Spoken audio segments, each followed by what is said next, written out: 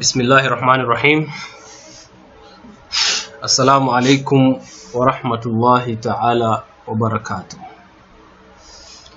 Ladies and gentlemen, especially students in the Faculty of Business and Economics and the Faculty of ICT, Semester 2. Welcome once again to this session of Principles of Management. We thank Allah for giving us once again this opportunity so that we can be able to go through our lecture and our final chapter of the course of Principle of Management. Hopefully by the end of the day we shall benefit from what we are going to look into. Today's session we are going to discuss about the controlling function, which is the final chapter of our lecture. And as we had discussed previously, functions of management are categorized into 5 major functions. That includes the planning function, organizing, staffing, directing, and controlling. Last week we had discussed about directing function, where we say that this is about a manager's ability to influence the behavior of the subordinates so that they can act in a particular way towards contribution to the objectives of the company or the organization. And in order for a manager to direct, we said that you must have skills in leadership, you must have skills in motivation, and also you must have skills in communication. Once you have those 3 key skills, then you can be able to influence or to direct your employees towards the common goal of the company. Today our focus is on the controlling function.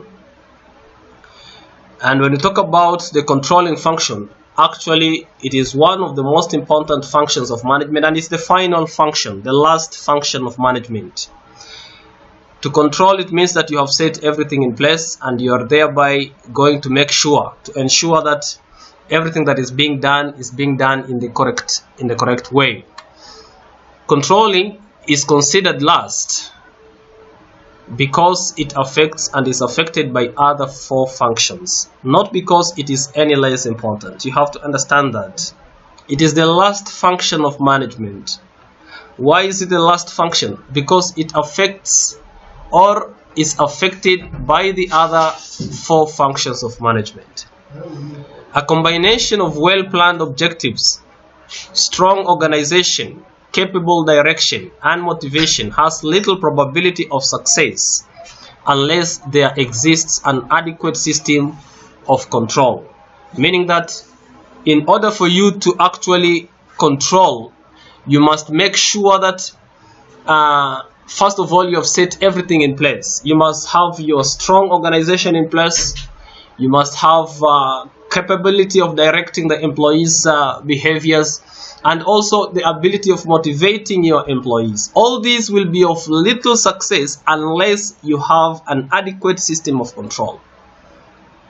Your company or your organization cannot perform well if there is no a good controlling system. Planning, organizing, staffing, and directing must be monitored to maintain their effectiveness and efficiency. If you want to make sure that your planning function is performing well, your organizing function has been done well, your staffing function is proceeding well, and also your directing activities are going on well, you must do what you call monitoring. And that monitoring is what it entails, the control system, which we are going to look into in this session of ours. In addition to the relationship of controlling to the other 4 functions of management, there is a very practical need for controlling since organizational resources are limited.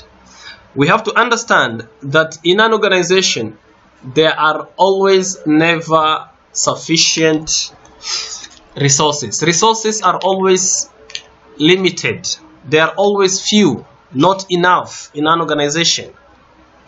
When we talk about the human resources, when we talk about the financial resources, when we talk about other assets and other materials of an organization, they are always not enough. They are always limited. Now, because the resources are always limited, we therefore need to have a good system of control, which will be able to ensure that these limited resources are used accordingly and at the right time. The acquisition of those resources and use are critical to the survival of the organization. No person or organization should set resources in motion toward a goal and not monitor the progress of those resources. You have your resources, you have your organization in place. Don't start your activities if you don't have a good system of checking how those resources are going to be utilized, how the activities in your organization are going to be performed. You need to have a clear controlling system in place. Managers review performances of employees daily, weekly, and monthly to determine actual performance, and budget updates are sent to managers to compare actual spending with allocations. As a manager, it is your responsibility to make sure that you review or you check the performance of your employees. If at all you can do it daily, every day, or weekly, or even monthly, to make sure that whatever your employees are doing, they are actual performance that is required of them. And also the budget estimates of your company. You have to make sure that whatever you are spending in your organization, it is equivalent to the actual spending allocations that you had earlier on made during your planning function. So in order for us to have an effective organization that is going to perform well towards the accomplishment of organizational objective, we must have a very clear control system in place. Therefore, this chapter of ours, which is the controlling function, we are going to learn a number of issues which we believe that by the end of this day, you should be able to define the concept of managerial control, what is control, and also explain the importance of controlling in management.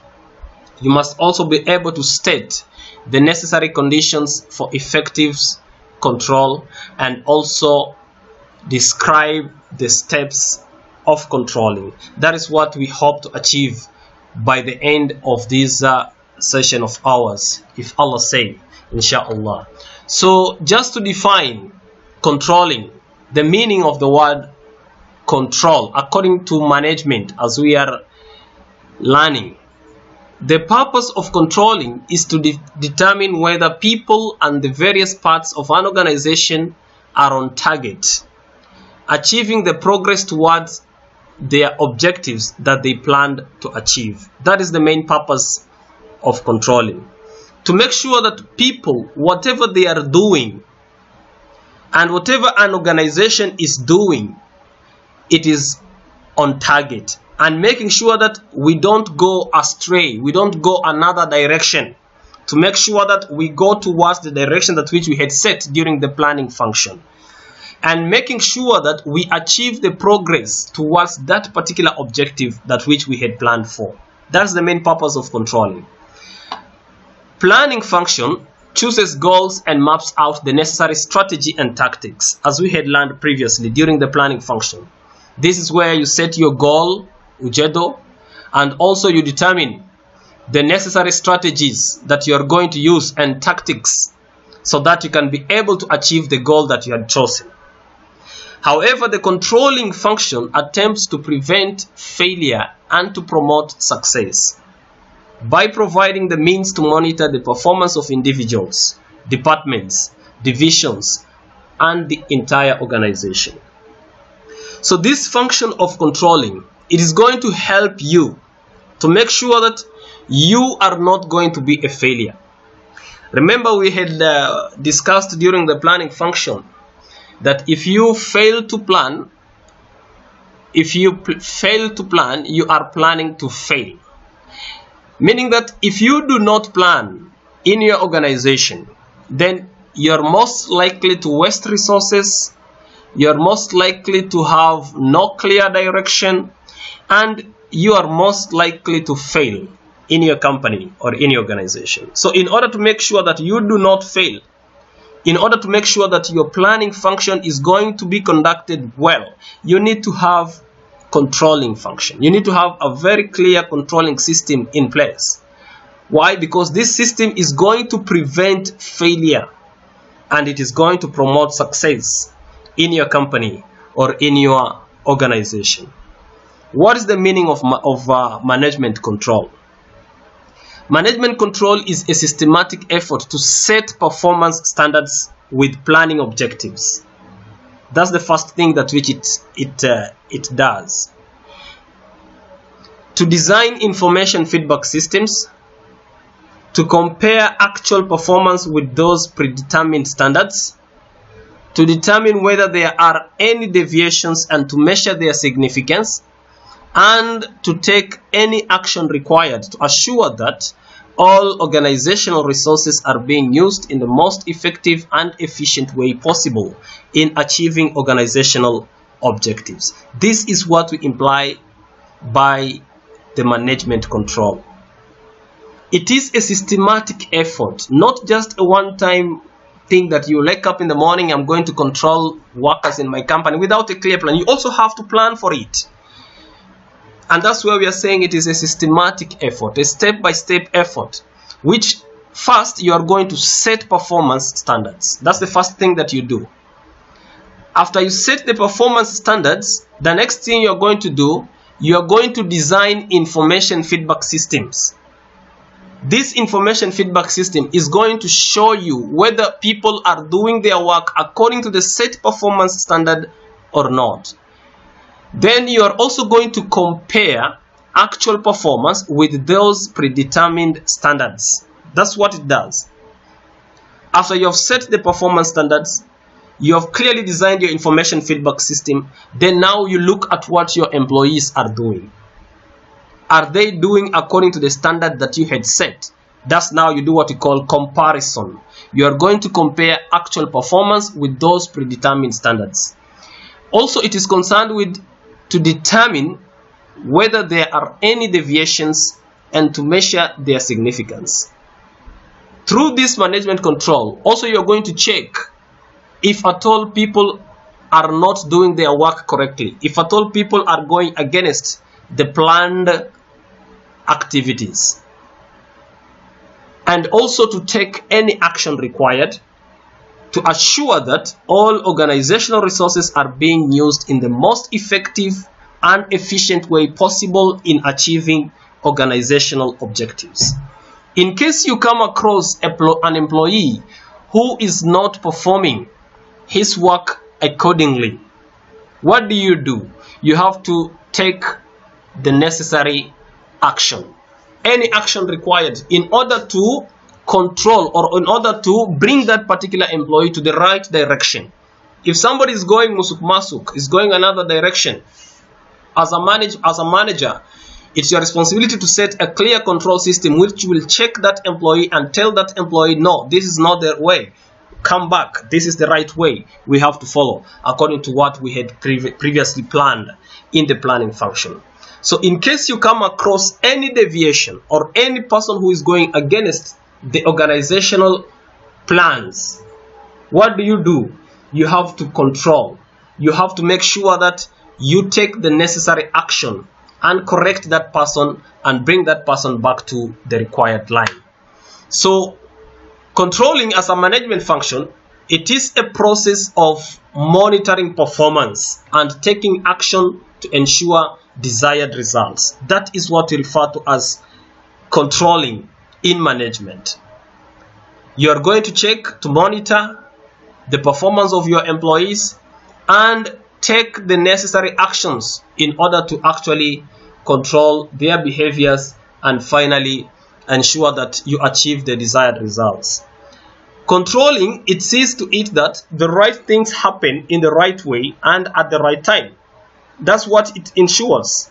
It makes sure that whatever is happening in the company or in the organization, it is something that is required to happen at that particular moment and in the right way. So meaning that if at all it is your company or your organization and you have a clear controlling system, automatically it means that employees are going to do what they are required to do. Employees are going to use the resources in the way that they are required to use, and you will not waste your resources, which will eventually lead your company or your organization to what we call success. Just to look into the controlling process, how do we actually conduct controlling in our company or in our organizations? The 3 steps in the controlling process are as follows. Number 1, establish standards to be used in measuring progress or lack of progress towards the goal. Standards, that's the first thing. The first thing you establish the what? The standards. After establishing the standards, the next thing you measure performance against the established standards, noting deviations from the standards. After you have set your standard, the next thing you're supposed to do, you have to go ahead and measure the performance of the employees against the standards which have been established. And while you will be measuring the performance, automatically you will be coming across some deviations, some people who are doing things wrongly, not as the way you had planned. That's what we mean by deviations. So if you come across any deviations, you have to note it down. And after measuring performance, what do? You take actions necessary to correct deviations from the standards. You have to take the necessary actions, because in case you see somebody doing something wrong in the company, or in case you see somebody's performance is not good in the company, what do? You don't have to sit and relax. You have to take actions necessary to correct deviations from the standards. Just to clearly illustrate how the controlling process is conducted, step 1, establish the standards. And then after establishing the standards, you go to the next step, which is step 2, measurement of actual performance. This is where now you're going to see the performance of your employees. You look at what they are doing and you measure their performance. While you'll be measuring their performance, you can proceed to the next step, which is step number 3, comparison of actual performance with the standards. The performance, that is step number 2, you compare it with step number 1, which is the standards which you had established. So you compare, are they actually the same or they are not the same? If they are the same, then it is okay. Work is being done correctly. But if they are not the same, maybe step 1 and step 2, they are not the same, it means that the actual performance is not being done according to the standard that has been set. Then you have to go to step number 4, which is to take corrective action if necessary. So in case you come across deviation, you have to take corrective action and make sure that you correct that mistake which has been done and bring the employee to line. And in every step of the controlling process, we have feedback. You must be able to provide feedback in every single step, because feedback is what is going to help in the decision making of the management while trying to actually make the necessary steps to correct any deviation that which has been observed. So this is the process that which we follow while we are actually controlling the behaviors or the activities or the performance or the resources of our companies or organizations. Just to look into the different types of controls, we have basically a number of them. However, we have to understand the nature of work that which is being done in the company or in the organization. Usually, work in the company or an organization undergoes through 3 major processes. Work performed by organization and their employees has a starting point. That starting point is where inputs take place. and then we have a period of performance. That's where the inputs are processed or transformed into something else. And then finally we have a final product, or known as output. Now, because of the nature of work and workflow, various types of controls have been developed. As you can see, in the work that which is being conducted in an organization, we have three major points of activities. That's the starting point. Usually we refer to it as the input processes. And then we have a period of performance. This is where people are actually doing the work in order to achieve the objective that has been set. That's now where the inputs are being processed or being transferred to the final product, which actually refer to as the output. Now, because of the nature of these three major points where work is being performed in an organization, we can develop the three main types of controls. That's why we have the three basic types of controls, namely the prevention control, feed-forward control, and feedback control. Just to illustrate these controls, types of control, during the work inputs, this is where we bring all the resources together, ensure the right directions are set and the right resource inputs are available. Now, during the input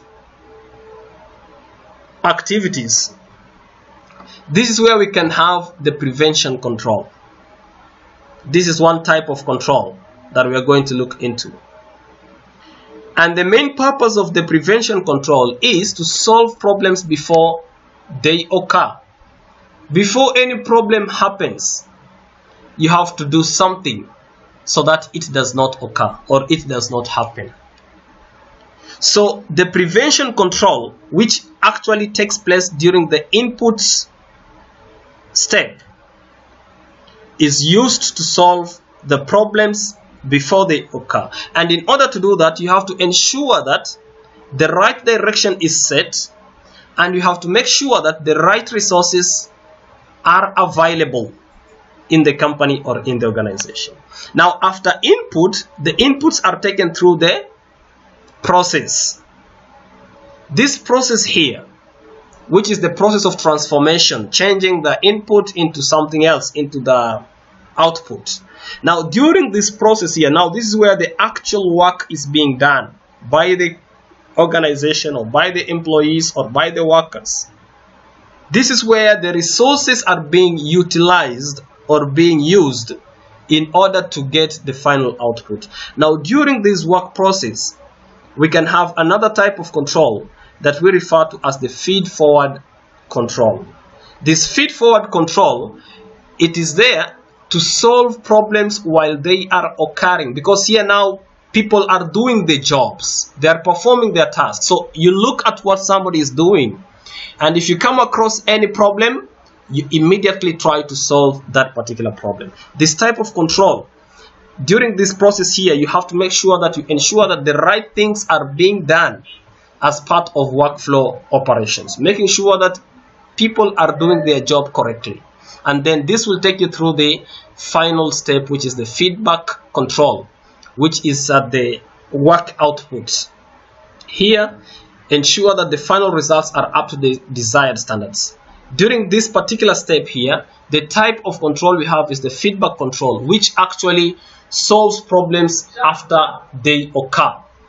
After those problems have occurred, you have to make sure that you solve those particular problems. So we are going to look into these three types of controls: the prevention control, which takes place during the input preparation; the work process, the feed-forward control, which takes place during the work processes; and also the feedback control, which takes place during the prevention, the output process. So just to look into the prevention control, there is an old saying that says, an ounce of prevention is worth a pound of cure.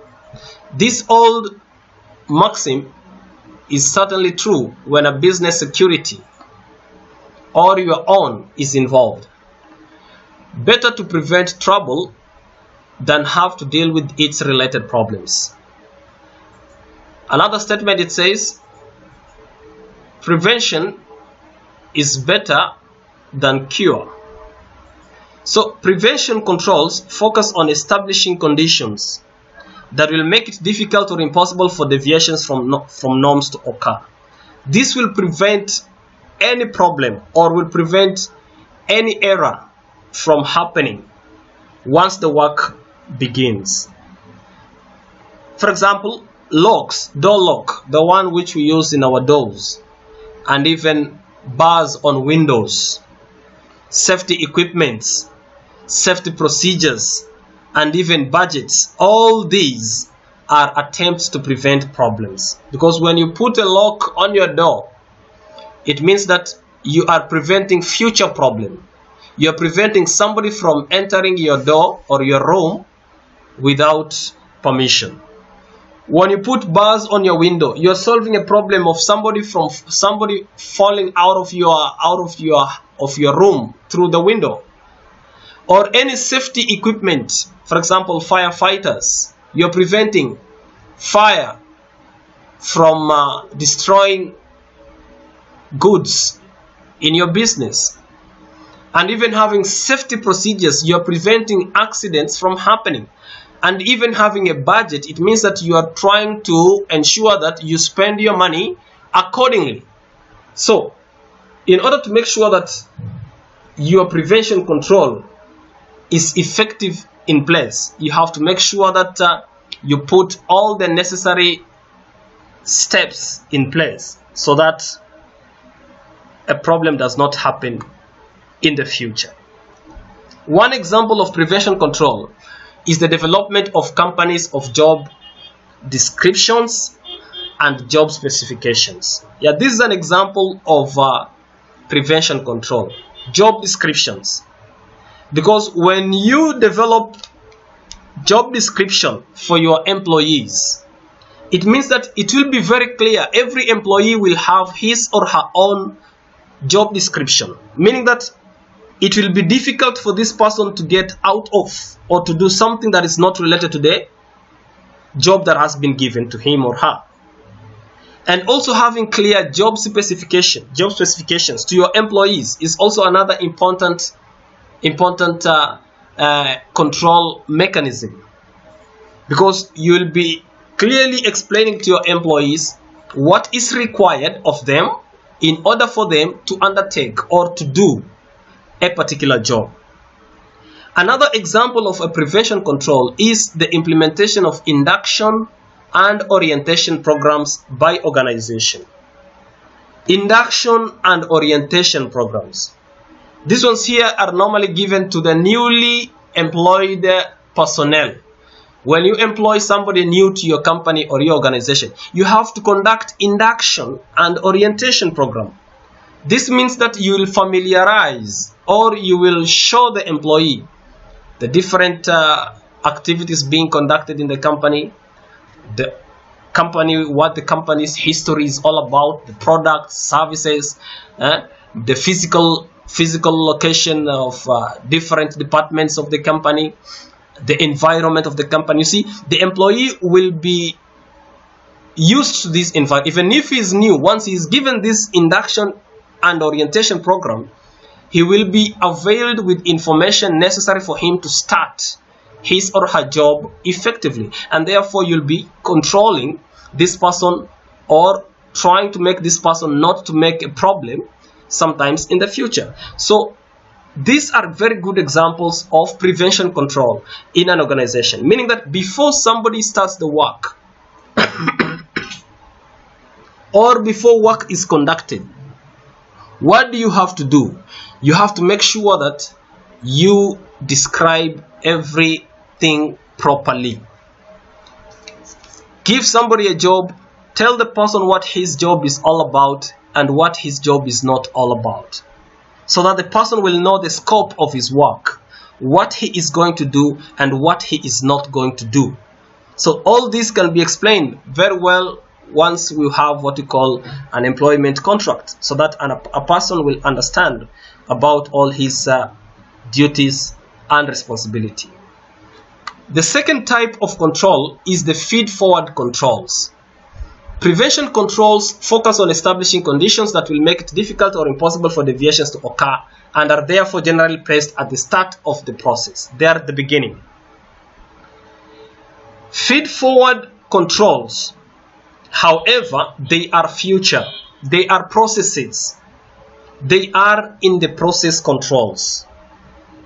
And that's why in our previous diagram, as you can see, the feed-forward control is placed here under the processes position.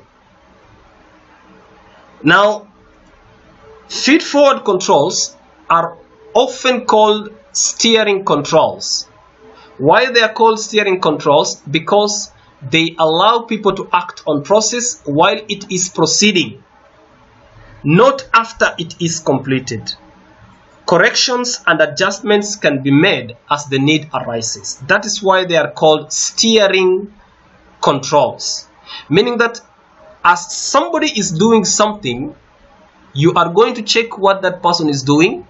In case you come across any error or any mistake, corrections and adjustments can be made.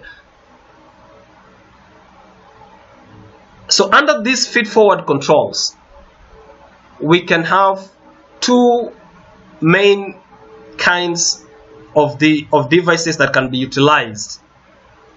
These are diagnostic and therapeutic. With diagnostic, just as to diagnose it means to check something. That's to diagnose. Diagnostic controls attempt to determine what deviation is taking or has taken place. They tell you what is wrong, not why is it wrong. For example, workers arriving late at night. That is the problem. That is something that is wrong.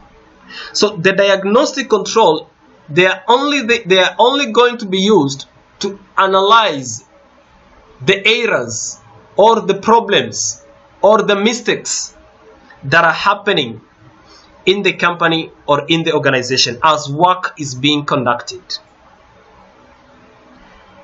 They will only give you information of what exactly is the problem, but they will not give you the information of why is that problem happening or what has made that problem to happen. For example, workers arriving late. As you can see, workers arriving late, it's just a problem that which has been stated, and therefore it is a form of a diagnostic control. So you have analyzed and you have diagnosed and realized the problem is workers arriving late at work. Diagnostic control is different from therapeutic control.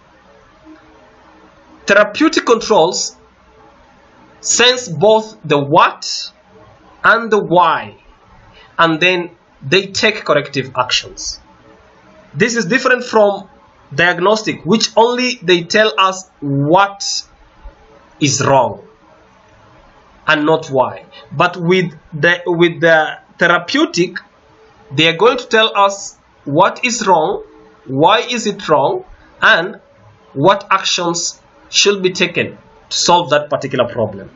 For example, a manager conducting employee training using the coaching method is utilizing a therapeutic control.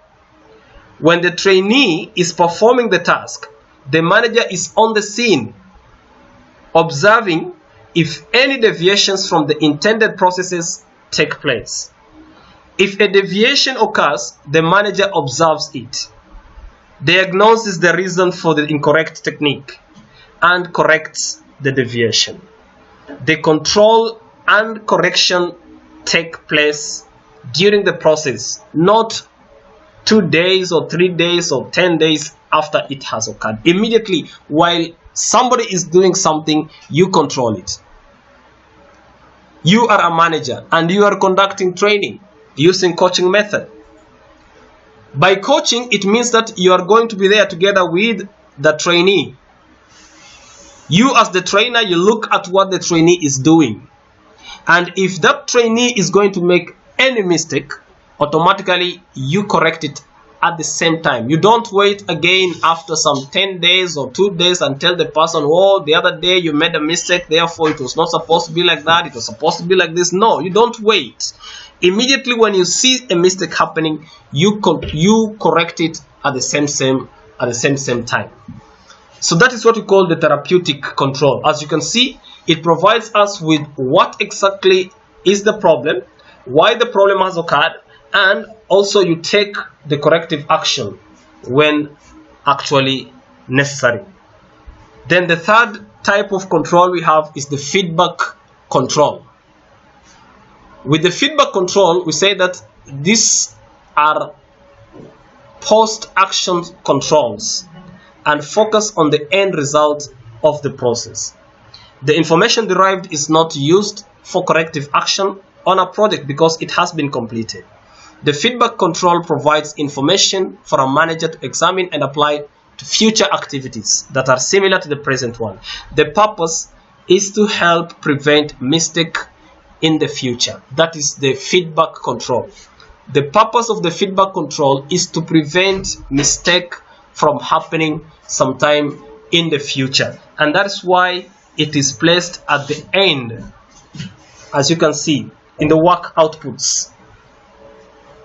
That is, solves problem after they occur, meaning already the problem has happened, then you have analyzed the problem later on, and you have found you develop what we call the solution to that particular problem, and immediately you can apply that solution to same kind of problem if it happens sometimes in the future.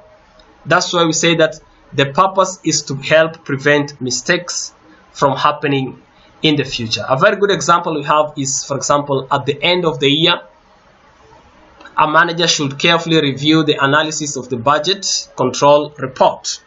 What accounts were overdrawn? Why were there any accounts with a surplus? Why could funds that were not spent have been allocated to other accounts? Were all priorities met by the budget?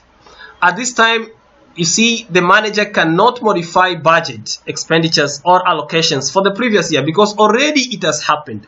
You are only analyzing. You look at the financial books of accounts for your company and trying to analyze the spending or the expenditure of your business in the year 2019, and we are in the year 2020.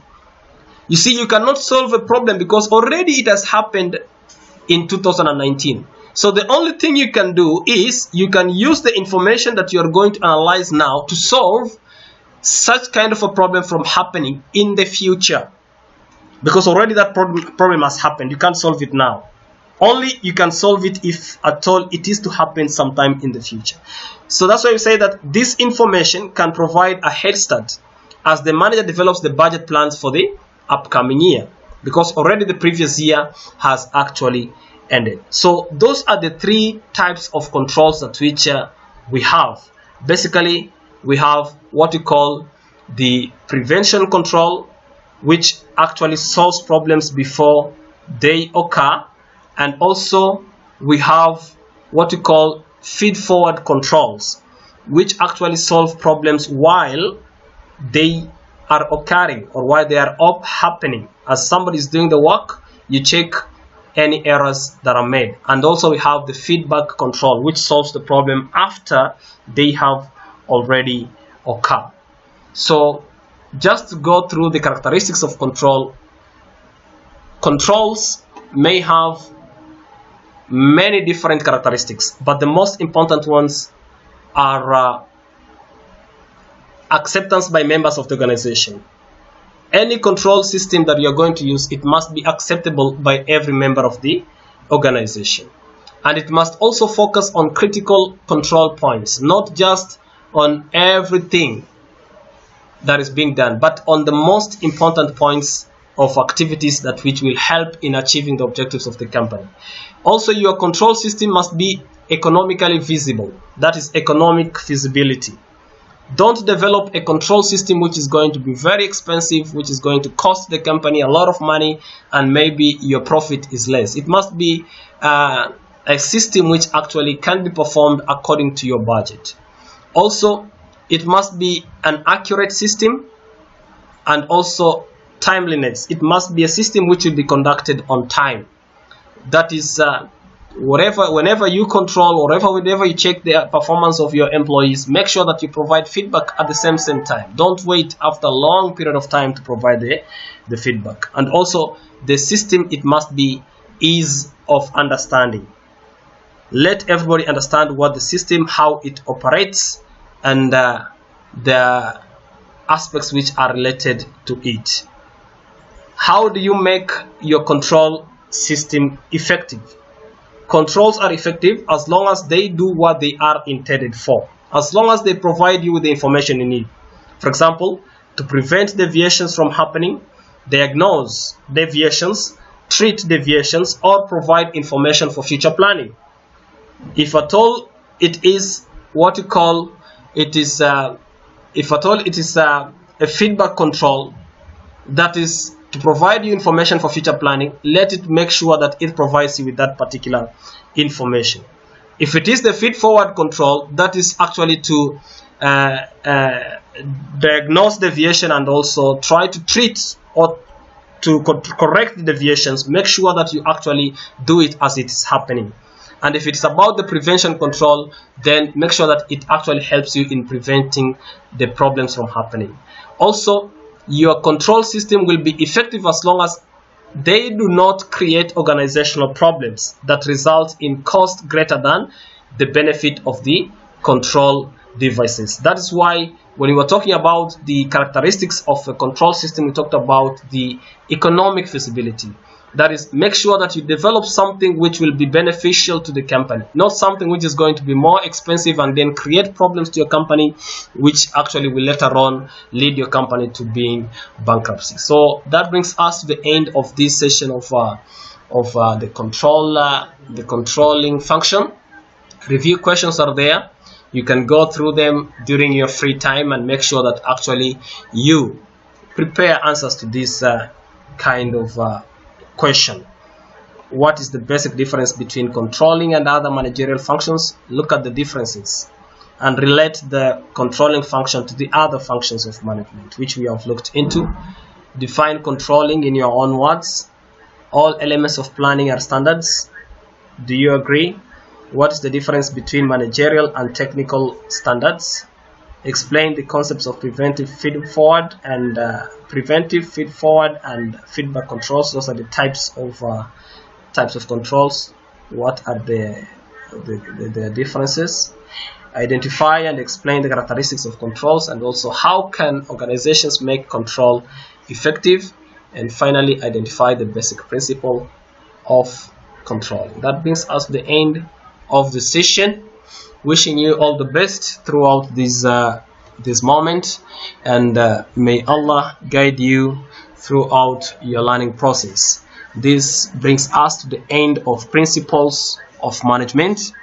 For further information, I'll be sharing with you soon through your WhatsApp or Telegram contacts. Thank you very much, and wishing you all the best.